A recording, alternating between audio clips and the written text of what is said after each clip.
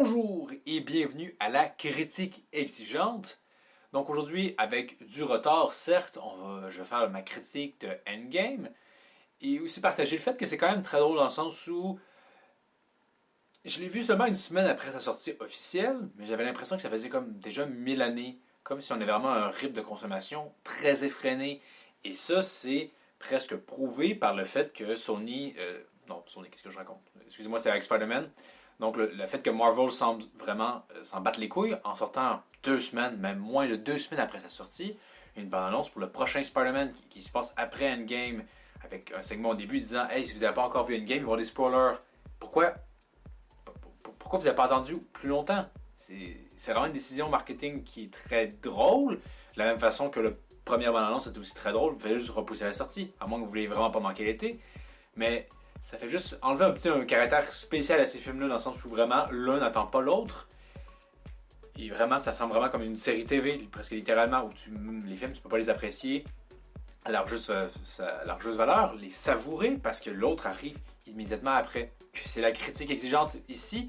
Donc attendez-vous bien à ce que je sois beaucoup critique face à ce film-là. On va avoir deux sections, ce que j'ai aimé, ce que j'ai pas aimé. On va commencer par la plus courte.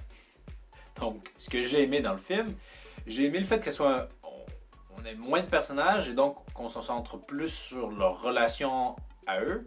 L'astuce était bien. Les passages avec Stark et sa nouvelle famille, c'est bien aussi. On sentait forcément que l'enjeu allait être là, que sa famille allait être confrontée à un certain danger. C'est le cas, pas de la façon aussi directement qu'on aurait pu peut-être l'espérer. De la même façon, la discussion entre Stark et son père est quand même intéressante. De voir justement cet échange-là, pas forcément nécessaire, et j'en viendrai dans les points que je désaprécie un petit peu par rapport au film. Également, il y a des moments très sympathiques, voir Pops, Pepper, j'avoue que je ne sais plus son nom, mais bref, la compagne de Tony Stark en Iron Woman, elle avait vachement de la classe.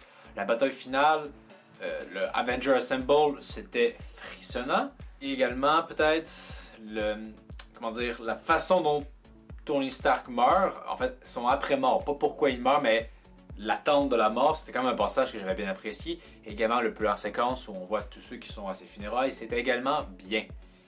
Et on vient de conclure, je pense, les points que j'aimais à propos du film, les points plus particuliers.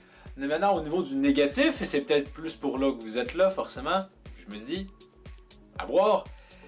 Donc, les points plus négatifs sur moi, c'est que c'est un film qui traîne les mêmes problèmes qu'Infinity War, d'une certaine façon.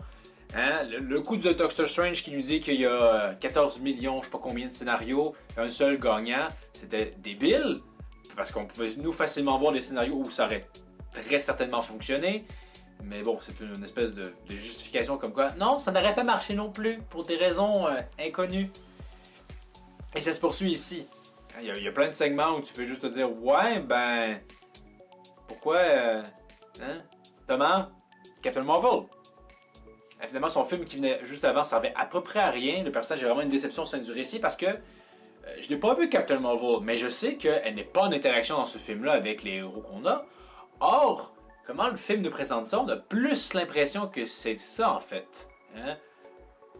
Parce que le film commence avec Tony Stark et finalement on apprend que Captain Marvel était déjà finalement avec eux et qu'il est parti chercher Tony Stark comme s'il avait eu une aventure ou une quête ou quelque chose, mais non, il n'y a rien. Le personnage, on ne bâtit pas une relation avec les autres Avengers et on ne joue pas avec ça tant que ça non plus. Il y a Rod qui lui parle, Thor qui fait juste dire comme hey, je t'aime bien, tu vois, comme si c'était la première fois qu'il l'avait vu. Il y a vraiment quelque chose qui manque et après coup on l'a fait disparaître. Mais l'autre enjeu qui vient avec ça, c'est que si Nick Fury n'était pas aussi débile, il l'aurait appelé quand il aurait fallu l'appeler, c'est-à-dire à de nombreuses reprises, au moins à chaque Avenger. Il s'avait appelé plus rapidement, elle serait arrivée durant la bataille finale contre Thanos, avec Thor et elle, on ose croire qu'ils auraient gagné, mais non, ils ne seraient pas arrivés à temps, de la même façon que dans Infinity War, Thor, je ne sais pas pourquoi, alors que tout le monde se bat contre Thanos, lui il est pas là, et il débarque un peu trop tard, mais finalement même pas trop tard, mais ne décapite pas Thanos quand il aurait pu le faire, peu importe. Donc, Endgame a également ces éléments-là où tu te dis juste, ben, il y a des éléments alternatifs qui auraient pu se passer. Dire que c'est le seul scénario où est-ce qu'on peut gagner, c'est un peu dommage. De la même façon, il y a aussi Thanos, qui est grandement dommage, parce que là, Thanos qu'on connaît, qui a beaucoup plus d'humanité, ben, il se fait tuer très rapidement. Et ça c'est surprenant, c'est bien. Le seul hic, c'est que d'une façon très ironique, il est remplacé par Thanos de 2013 ou 2014. Et ce Thanos-là, il n'était pas intéressant. Et, sans surprise, il n'est pas vraiment plus intéressant ici. Un peu plus, oui, mais à peine. Et, encore une fois, rapport de puissance qui ne fonctionne tout simplement pas, oui. Même dans Marvel, c'est important. Je veux dire, c'est peut-être la bière qui fait ça, là, mais souvenez-vous, Thor, avec Stormbreaker, est capable de repousser un rayon généré par les pierres de l'infini. Les 5. Du moins, une d'entre elles, si c'est juste l'effet d'une d'entre elles, peu importe. Et on ose croire que Thanos, avec pierre d'infini, est plus fort que Thanos sans pierre d'infini. Ici, Thanos il est équipé d'une épée. Il faut croire qu'elle est vachement balèze parce qu'elle lui permet de donner la tête à Thor, qui est maintenant 2 foutues armes, Iron Man et Captain America. Qu'est-ce qui se passe ici? Et également, on pourrait souligner le fait que Captain est capable de maintenant manier le Mjolnir, le marteau. Ça avait été un petit peu légèrement teasé dans Age of Ultron. Mais encore une fois, ça laisse beaucoup de place à du questionnement. Et vous savez, j'aime beaucoup les œuvres qui possèdent des niveaux de réflexion. C'est pas un bon niveau de réflexion, ça. Parce qu'au final, t'as à peu près aucune réponse. Parce que c'est pas suffisamment clair. Il a fallu d'autres indices à ce niveau-là. Et également, il est aussi capable d'utiliser la foudre. Bon, finalement, Thor, il vaut rien, hein. Surtout que son père lui avait dit, hein, t'es Thor, dieu de la foudre, pas dieu du marteau. Or, Captain manie le marteau et est capable d'utiliser la foudre. Faut croire que ça vient avec finalement, mais bon, comme je l'ai déjà dit dans une de mes vidéos, la MCU est pas forcément douée pour faire du raccord. Et c'est quand même très drôle parce que ce film-là, justement, avec les voyages dans le temps, ça se veut que ça. Et finalement, ça fait beaucoup de fanservice. Et de façon parfois trop étrange, notamment sur la planète Vomir, je pense, où il faut qu'il capture la pierre de l'âme. C'est de la redite du film qu'on vient tout juste de voir. C'est peut-être nécessaire, mais ça servait un peu à rien. Et là-dessus, c'est peut-être un problème. On met du temps là où je pense qu'il n'aurait pas fallu en mettre, parce que là, un gros problème aussi, c'est que la bataille finale, elle est pas mal moins enlevante. J'ai préféré les batailles dans Infinity War parce que, je sais pas, on avait plus l'impression qu'on leur donnait du temps. Quand les trois affrontent Thanos, là, je pense que c'est correct. Mais dès que tout le monde débarque pour la bataille finale, ça passe beaucoup trop rapidement. Un peu comme la bataille finale peut-être dans le Seigneur des Anneaux, mais cette bataille-là, elle n'est pas vraiment importante. Ce qui est important, c'est de voir Frodon mettre l'anneau dans le feu. C'est une bataille d'une diversion. Ils ne sont pas censés la gagner. Ici, ils la gagnent. Et encore une fois, il y a toujours un double enjeu qui est très bizarre, dans le sens où Captain Marvel débarque. Pourquoi débarque-t-elle à ce moment-là?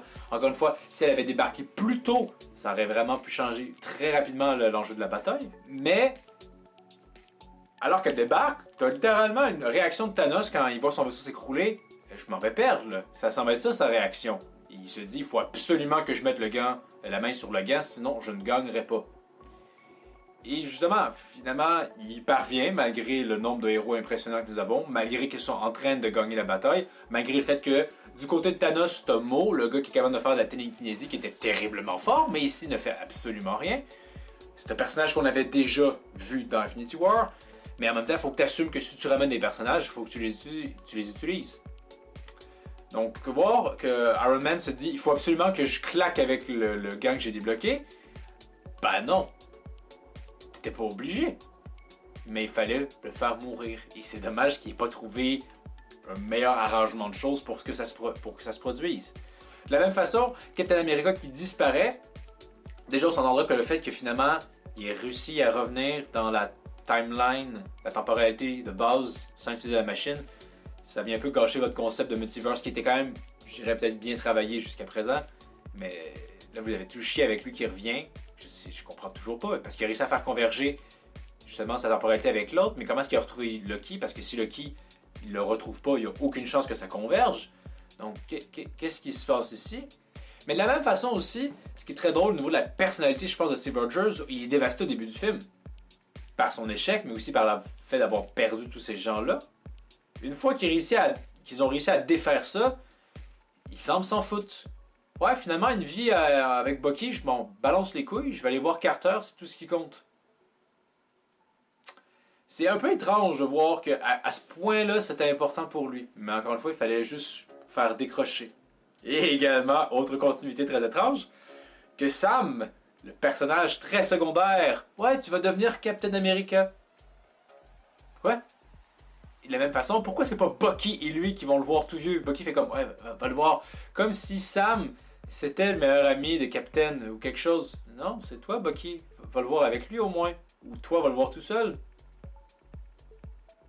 Et également, autre phénomène particulier, quand Hulk met le gant et souhaite le retour de tout le monde, il dit avoir souhaité le retour de Natasha. Ça n'a pas marché. Ouais, les 5 piastres sont pas puissantes finalement. Non, c'est un peu décevant. Comme, pourquoi ça fonctionne pas? Leur pouvoir est si limité que ça.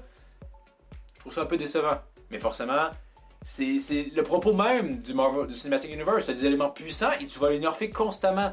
Hein? Hulk est présent dans ce film-là. On ne le verra pas se battre parce qu'il va être blessé à cause de son affaire. Captain Marvel se pousse, va et vient. Thor a été nerfé à cause de la présence de bière dans son estomac, même si on l'a également buffé en lui donnant une autre arme. Donc, ça fait vraiment en sorte que malheureusement, c'est le endgame, mais le endgame en lui-même, la fin du film, elle n'est pas à la hauteur. À cause de rapports de puissance qui ne fonctionnent pas, des dénouements qui sont un peu forcés, des personnages qui sont sous-utilisés. Il a fallu qu'on coupe vraiment du temps ailleurs. Hein, je parle pas d'avoir une bagarre, je sais pas combien de temps elle dure. Hein, mais mettons qu'elle dure 20 minutes. Je ne parle pas forcément d'en rajouter 15. Mais je vous dirais qu'il y a matière à faire d'en rajouter pour en avoir peut-être 10 ou 5 de plus. Et je pense que ça aurait vraiment mieux fonctionné ainsi. Hein, c'est la fin du film, il faut mettre l'accent là-dessus et moins sur, je sais pas, moi, voir Captain America une thérapie pour personnes en deuil. Ouais, mais peut-être pas. De la même façon que voir Hawkeye qui passe sa famille au début, c'était une belle scène, je vais l'avouer. Mais on n'avait pas besoin de ça. Via la bande-annonce, on le voit tuer du renard et son regard, on comprend tout de suite. Sa famille était tuée par le claquement de doigts. Je pense vraiment qu'il fallait couper ailleurs pour mettre du temps ici. Ça aurait été beaucoup plus important, beaucoup plus apprécié, je pense. Et surtout, ça aurait nourri davantage, je pense, le fanservice. Et ça peut paraître un peu ridicule, mais ce film-là, quand même, carbure allègrement à ça. Donc, mettez-le au moins au bon endroit, je vous dirais. Donc, finalement, est-ce que je recommanderais ce film aux fans de Marvel? Absolument. Aux autres, ben non, parce que pourquoi vous écoutez ce film-là si vous ne connaissez pas le Marvel Cinematic Universe? D'autant plus que ce film-là fait en masse des références à. Donc, je vous dirais, écoutez peut-être quelques films, mais pas tous. C'est ça, toujours aussi qui est paradoxal. J'ai pas écouté Ant-Man, j'ai pas écouté Captain Marvel, et ça m'a nuit aucunement. Absolument aucunement. Donc, Ant-Man aurait peut-être été plus important, mais même là, non. Il y a rien qui te manque, et comme je vous dis, c'est le premier du Cinematic Universe. Non, tu peux manquer plein de films, ça ne pose absolument aucun problème. Et d'ailleurs, je voudrais peut-être souligner cet élément-là qui est très comique. Hein, ils font allègrement dans le fanservice via leur retour dans leur propre film, dans leur propre passé. Et ils font un retour dans Thor 2. Mais Thor 2, c'est un des films du MCU qui a le moins marché, le moins apprécié par la critique. Quoi? Je pense que ça sent vraiment qu'ils voulaient avoir un retour avec Odin, mais que ça n'a pas marché. L'acteur ne devait pas être disponible, donc ils sont allés vers la mère de Thor. Mais c'est dommage. Encore une fois, je pense qu'il aurait dû être coupé ce segment-là. Également, tout le traitement du personnage avec Thor. Ben non, on parle vraiment dans Infinity War, on est hypé. Il est enfin devenu une divinité surpuissante. Et on a le droit, je pense, de vouloir ça. Ici, il est vachement descendu pour à peu près aucune raison. Par exemple, le voir à la fin avec les Gardiens de la Galaxie, ça peut être vraiment très sympathique. Donc, si vous l'avez vu, quoi pensez-vous d'Endgame? Est-ce que c'est bien, décevant, mauvais? Donc, faites-moi ça part dans les commentaires, ça me fera un plaisir d'échanger avec vous. Donc, merci d'avoir regardé. N'hésitez pas à aimer, vous abonner, partager la bonne nouvelle. Et pour la prochaine critique exigeante, on devrait parler de Promised Neverland. Donc, quelqu'un dans les commentaires m'avait dit « parle de ça ». Et j'avais dit « je parlerai de ça quand je l'aurai fini ». C'est chose faite. Donc, la prochaine critique exigeante portera là-dessus. Donc, merci d'avoir regardé et je vous dis à la prochaine critique exigeante.